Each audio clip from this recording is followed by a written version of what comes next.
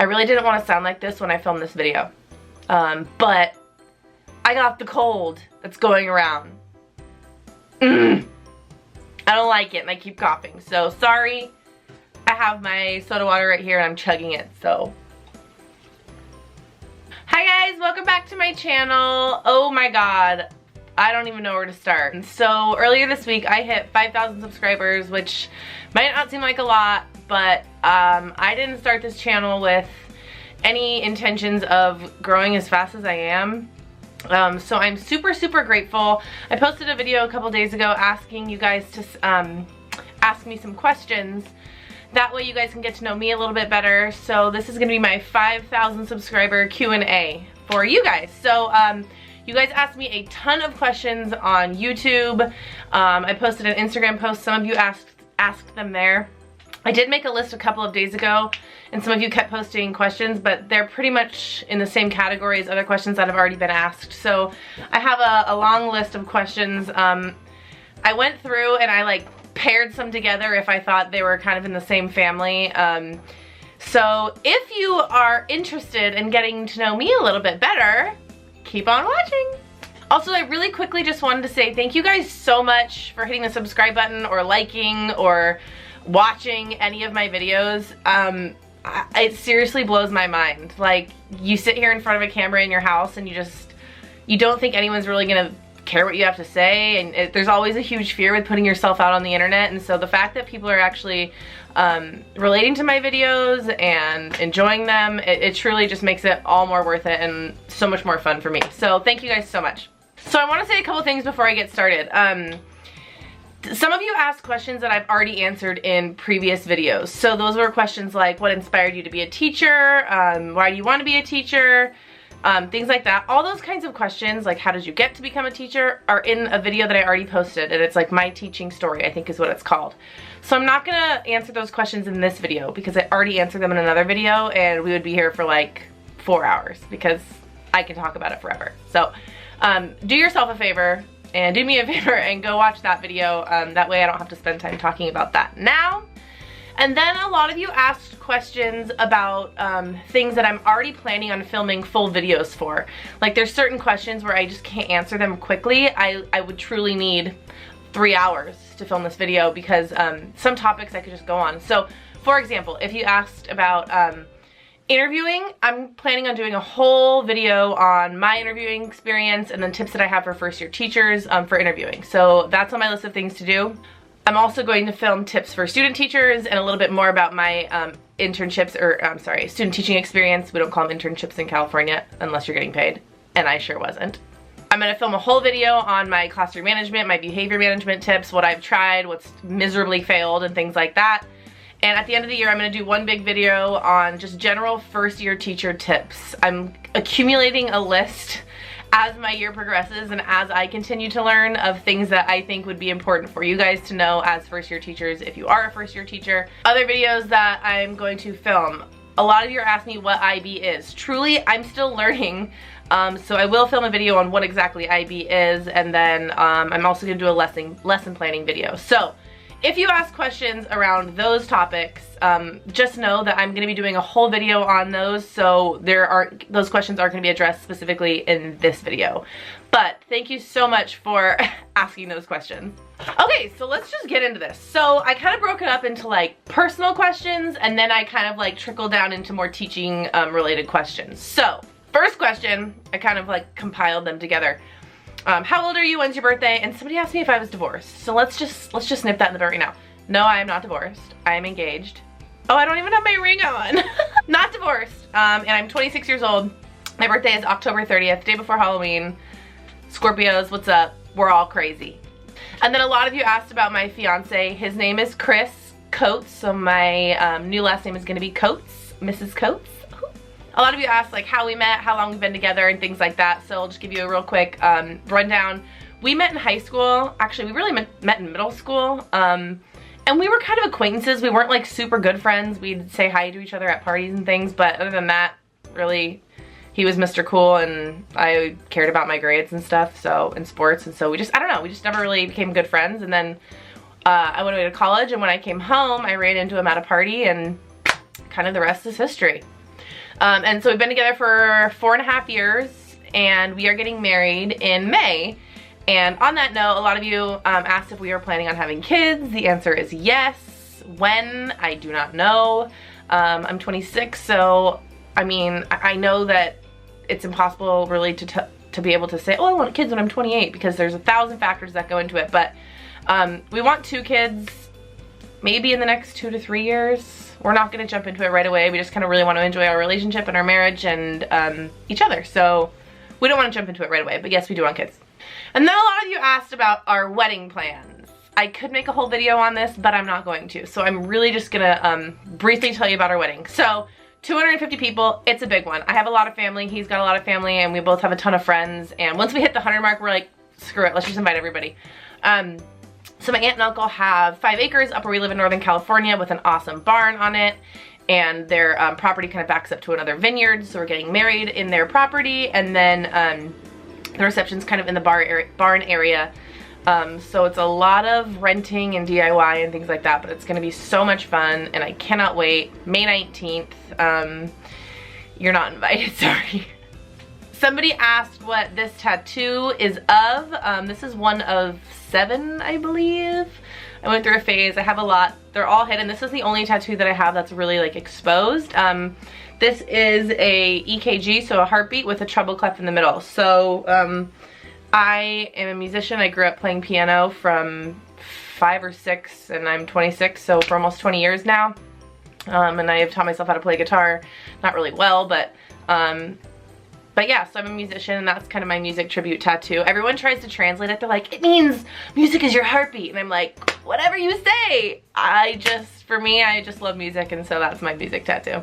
And then as far as can I show it at school? Yeah.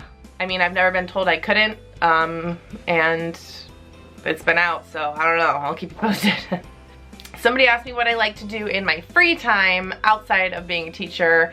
Honestly, I just really like hanging out with my friends and family. I could really be doing anything. Sitting on a couch watching a movie, going to a restaurant. I mean, truly anything with the people that I love. I really like to exercise. I really like being outdoors. Chris and I love to be outdoors and go hiking and things like that. Really anything outside or just with people. A couple of you asked about my travels. I think I must have mentioned in a previous video that I've traveled, and some of you asked where I've been and my favorite places that I've been. Wow. So I've been to about 17 countries. I have been to Europe a couple times, South America, Central America, and Thailand, and that's kind of the main chunks of the planet that I've been to. Some of my absolute favorites. Italy is one of my favorites. We're actually going there for our honeymoon. Chris has never been, and I've been raving about it forever. Panama is another one of my favorites. My best friend and I did a trip from Panama all the way up through to Mexico after we graduated from college. Panama was amazing. Colombia is one of my absolute favorites. I love speaking Spanish, and so any Spanish-speaking country I'm down for. Amsterdam, I mean, I don't know, I could talk about it forever. And then a tip for you is to just do it. Like, buy a plane ticket and go. You never know what day is your last day, and so my whole philosophy is just live your life and go do things that are fun. Somebody asked if I have a fear of public speaking, and short answer, no. I was really shy when I was a kid, believe it or not, and then in about 8th grade I just like stopped being shy, and I have no fear of public speaking. That's probably why I love teaching. Somebody asked what my guilty pleasure is on a cheat day. I don't really have like cheat days. I try to be really balanced in my diet, but like my favorite thing if I'm gonna be really bad is French fries. I love potatoes. I love all potatoes, and if I could live on French fries and not gain 4,000 pounds, I would. Am I planning on getting my master's? Yes. I think I'm going to look into programs this summer and then get my master's within the next year. I really want to get it done before we have kids. So the plan is yes, next year, I hope. How do you balance teaching and personal life and working out? Okay, this is a huge one for me. I feel like a lot of teachers struggle with this. I honestly don't, because I made a choice at the beginning of the year to separate my work and my personal life. As teachers, we know that we could truly be in the classroom for 15 hours a day. I mean, there's always more to do. And I think that's kind of the thing of the profession that we all really love, right? Like, it's not stagnant, it's not mundane. There's always more we could be improving, and that's the beauty of the job. However, you can let it consume your life and overwhelm you if you let it. So I made a choice at the very beginning of my career, I mean, this is my first year, but at the beginning of the year, that I was gonna be really stern with myself and separate my work and personal life. So I don't stay in my classroom until 5:30 every single night. Like maybe once or twice a month. Like hardly ever. I usually stay, you know, at least a half an hour. But I cut it off. I go home. I don't bring a lot of work home. And I spend time with my fiance. I just separate it.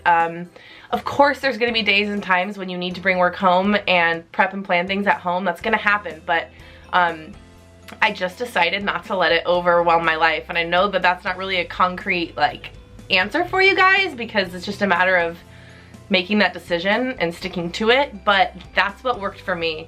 Another thing that I did was, as far as parents go, I told them that I gave them my cell phone number and my email, and I said, you can contact me whenever you want, but I will not respond to anything after 6 p.m.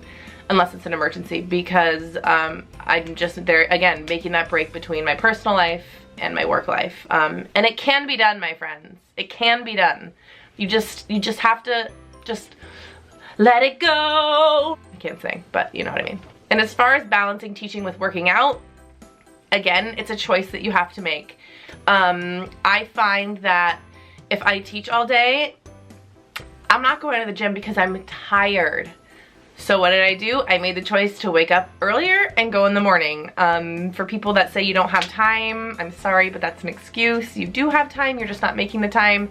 So again, it's all about choices, and for me, it's a priority, and so I just make that choice every single day. Okay, not every day, I'm being dramatic, but when I want to work out. The last kind of personal question is, how do I de-stress after teaching? If I do work out after school, sometimes I will go to kickboxing. That's like one of my favorite ways. I always feel great after I kickbox. And then honestly, just coming home, sitting on the couch with Chris. We live right behind a sushi restaurant that we really like, going, having a glass of wine, having sushi. Like that to me is just like the ultimate, like, just spending time with him and just like chilling at our house. Okay, so now we're gonna move into more like teacher focused questions. There was a lot. I tried to combine some of them just to make this a little bit quicker. That way we're not here until March. So, first question was, does your school/students know that you have a YouTube channel? No, my administration and teachers don't know that I have a YouTube channel. My kids are starting to figure it out. I kind of joke with them. I'm like, yeah, I might have a YouTube channel. They don't know the name of it. I don't know why I haven't told them or my admin.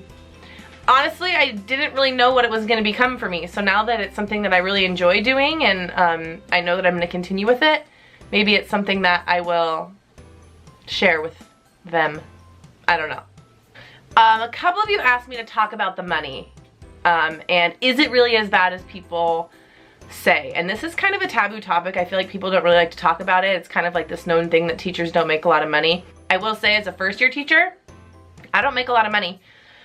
It's enough for me to pay my rent and, you know, pay my bills. I do bartend once a week just to supplement, and I find that I can still do everything that I want to do. The longer you teach, the more money you make. In California, or at least in my district, if you have a master's, you make more money. So, I mean, can you live on a teacher's salary? Absolutely. Like, yes, you can. And the longer you do it, the more comfortable you're going to be. And so is it all that bad? No. If you grew up super bougie lifestyle and you want to, you know, Mercedes and all these crazy nice things, and that's what's important to you, maybe don't be a teacher. But we didn't get into it for the money. So for me, it's really not that bad. And that's coming from a first-year teacher. So I can't imagine somebody who's teaching for 20 years, they must be fine. The next question was, what is your dream grade to teach? And I don't know. So when I first got into teaching, I thought I wanted to teach first grade. Student taught in first grade, and realized, hell no. God bless you if you teach the babies. They're so dang cute, but my personality, my patience just wears so thin, and I'm sarcastic, and it just didn't work for me. And then I student taught in 6th grade, and I loved it. So I always thought my dream grade was kind of 4th, 5th. And now that I'm in third, I'm really loving third. I just love the content in this grade, and it's such a fun age.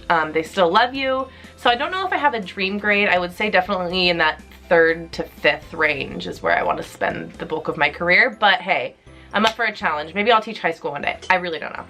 The next question is, what is the hardest thing about being a new teacher? Holy cow, that's a loaded question. My answer has changed as the year has gone on. And I will talk more about that when I make like a new teacher tips video. Because it's all hard. It's the first time you're doing everything. I think that would be the hardest thing, is that you're seeing all the curriculum for the first time. It's a lot of trial and error. And for somebody who doesn't like to fail, where I know I need to, it's hard for me to try something and watch it crumble. I know that's part of the process. So that's the hardest thing, is that this is the first time for everything. The first time you're teaching a certain topic, the first time you're actually trying to figure out what behavior management works for you, thinking you're gonna love something and you actually hate it. So that's the hardest thing, is just accepting failure, knowing it's a part of the process, learning from it, and moving on. It's the hardest thing, but it's also the most important thing for your teaching journey, at least for me so far. Somebody asked what my favorite subject to teach is. I don't know. I don't think I have a favorite, because I think I prefer topics as opposed to subjects. Does that make sense? So like, for example, I really enjoyed teaching cause and effect because there's a lot of fun things you can do with it. There's some concepts in reading that aren't as fun. Same with math. I loved teaching multiplication. Regrouping with subtraction wasn't my favorite thing. So I don't know, for me it's more of just topics. What is the #1 best thing about being a teacher? For me, the best thing about being a teacher is the relationships that I build with my kids. Are your kids gonna learn everything that you teach them? No. Are they gonna remember everything over the summer? No. But are they gonna remember you in the way that you made them feel? You bet your ass they are. Sorry for cursing, but it's something I'm really passionate about. I try to build a positive connection and relationship with every single one of my kids, because I know, even if they're not showing it to me right then and there, that it will make a difference at some point in their life. I want them to know that I'm in their corner. I could literally cry just talking about it. But for me, that's the best thing. Just knowing and just like feeling that connection with these kids, and you know some of them don't have that in their life, and just being able to offer that to them is like the best thing. The best thing. And it's not even just my students, it's all the kids at my school. Like, I will create relationships with any kid I can get my hands on. That sounds so creepy, but you know what I mean. Like, I just love kids. They're so resilient, and oh, I love them. This question says, what is one thing you wish you had learned more about in your program? That's a really good question. I think assessments is probably my weak area, and I wish I would have had more practice with it. To say that they didn't talk about it wouldn't be fair. I just don't think I put enough focus on assessments and just different ways to assess kids. That's just something that I struggle with, and it's something that I'm working on in my induction program right now. So that's just something I would have spent a little more time on. So if you're a student teaching, there's some advice for you. Really think about assessments, because you need to be able to actually measure what the kids are learning. So how was day 1? And how did you prepare? I don't even remember. It was such a blur. I was so nervous. How did I prepare? I feel like I was just doing things up until the day that, or the minute they walked in the door. I was in my classroom for probably 3 weeks before school started, getting it all ready and putting it together. So aesthetically, how did I prepare? I just set up my classroom the way that you saw in my classroom tour video. Mentally, how did I prepare? I couldn't tell you. It's just like any other big, like, nerve-wracking thing that happens in your life. It's just like up until the moment you're just like and then when the kids walk in, it's just you and them, and you're like, all right, here we go. I don't know, I did find that the first like few days were super hard to plan for. First few weeks, honestly, because you've never done this before. You're not jumping into the curriculum. You're having to pull all these resources of like activities and things to do, and that was really stressful. So having all that in my back pocket now, going into second year, I have some ideas of what I'm gonna do a little bit differently, but advice for your first day is just, I don't have any advice. Just enjoy it, because the kids are just as nervous as you are, and you probably won't remember it anyway. I don't remember mine. How did you afford classroom stuff, and what are the essentials for your first year? Okay, so my teaching program ended in December and the school year didn't start till next August. So I had like 8 months to kind of collect and prepare, and I really even started before that. I was bartending pretty much full time before I started teaching and substitute teaching, and living with my fiance's parents who weren't paying rent. So I had a lot of extra money, and I feel like I dumped it all into my classroom. I went to Target a lot, Michael's, Dollar Tree. I just kind of became obsessed with collecting things for my classroom, and the more I collected, the more I had a vision of what I was going for, and so that's kind of what I did. Do I recommend that? No. Because you don't know your space. Had I known what my space was gonna be, I would have invested a lot more into storage, like actual like big furniture pieces, because my classroom has no storage. So definitely try and wait to see your classroom before you go crazy ham like I did. In essentials, I would just say storage if you don't have any storage, some sort of organizing system for your paper flow. Like I have those Monday, Tuesday, Wednesday, Thursday, Friday file folder things. That's like a huge thing. It's just paper organization. That would be like the one thing that I would recommend you like really focus on. And then a teacher toolbox, like they're just freaking bomb. So I would recommend one of those as well. The next question kind of goes along with that one, and that's how did I build my classroom library? I started collecting books like the day I started my teaching program. Garage sales, Goodwill, those are kind of the main two. I would go to garage sales all the time and just raid all the books. Goodwill, Craigslist. I found a teacher on Craigslist who was getting rid of all of her books, and I just bought them all.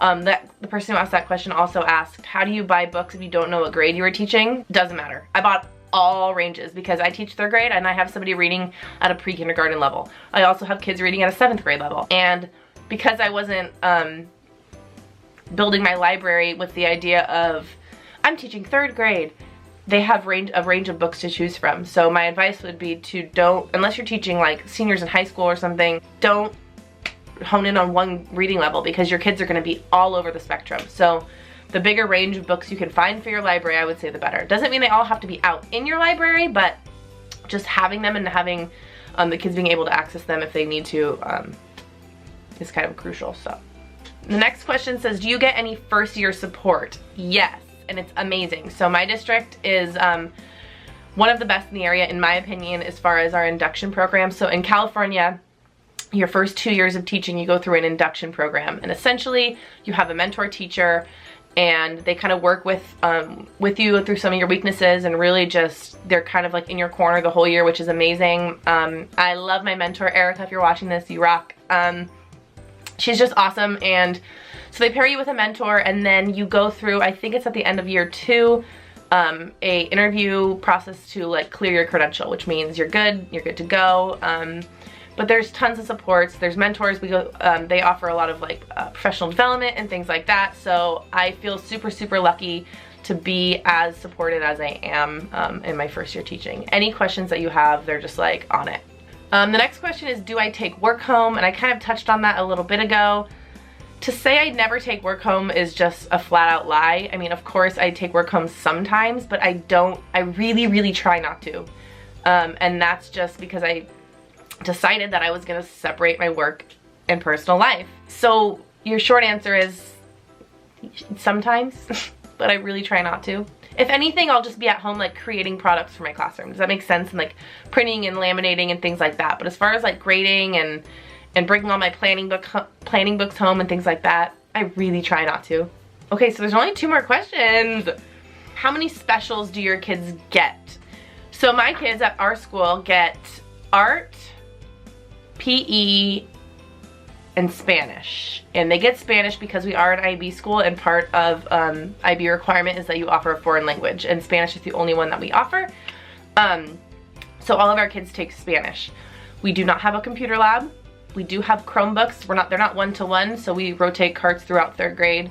And they do go to library, so those are our specials. We don't have music, which to me is really sad. But I try and incorporate a lot of music in the classroom when I can. So my kids have PE on Mondays. On Tuesdays they go to Spanish and art, and then on Wednesdays they go to Spanish again, and then Thursday library, and Friday I don't have any specials. So the last question is, how does my morning meeting work? There is a book, and I don't have it here because it's in my classroom. It's called The Morning Meeting Book. I don't even know the author, but it's amazing. It's part of Responsive Classroom. I kind of tweaked it to fit me and my classroom, but essentially what we do is we all come to the middle of the carpet in a big circle, and one student chooses a greeting. So for example, hello, what's up, how's it going? Like, I truly let them say anything as long as it's appropriate and a greeting of some kind. We do hola, ¿cómo estás? A lot because they're speaking Spanish. And then I choose another kid to pick a hand motion. So it can be like a high five, a handshake. Why am I doing that? A fist bump. They've done like whole like crazy stuff. So then they go around the circle and they say hi to the person next to them. And then they say hi, and then it goes all the way around the circle until we've gone all the way around. And then we do a sharing. So I typically choose 4 kids a day to share, and they can share anything that they want. Good, bad, happy, sad, funny, anything that they want. And then they can ask questions of their peers, and that is like what I found to build our classroom community the most. At first, not a lot of kids are sharing, and then by now, like, every kid has something to share, even the really, really shy ones, which is awesome because it just means that they're that much more comfortable with their peers and in the classroom, and they feel safe, which is like something I strive for because they can't learn if they're not feeling safe. So I love that part of our morning meeting. And then from there we go into some sort of a quick activity. There's a game we play called Ghost in the Graveyard. We do something called Last Man Standing, Doggy Doggy Where's My Bone, like some quick little game. It usually takes about 5 minutes. And it gets them up and it gets them moving. And another good way to build classroom community, especially at the beginning of the year, just talking about sportsmanship and how to work together and all those things. So after that, we go through our schedule, and then they go back to their seats and we start our day. So that's how my morning meeting typically works. Okay, I hope this video isn't too long, but that wraps up the majority of the questions. If you asked a question and for whatever reason I didn't see it or I didn't answer it, please put it below and I will do my best to get it answered. I hope you learned something new about me. Thank you so much for helping me hit 5,000 subscribers. Like I said, it doesn't seem like a lot, but to me it's just insane. So I really want to thank you guys so much. If you have not subscribed yet or checked out any of my other videos, go ahead and do that now. If you hit that little bell thingy, it will notify you anytime I post a new video. I will have a vlog going up later this week, and then I am going out of town for the weekend, so there will be a short little hiatus. And then I get all next week off, so I'm going to be filming some videos, and I'm really excited about that. Does anybody else get that whole week off? I feel like it's just my district, and it's really weird. Comment below if you get all of President's Week off. I don't know why we do. But again, thank you guys for stopping by. I really appreciate it. Give this video a thumbs up, comment below if you have any questions, and I will see you guys next time. Bye!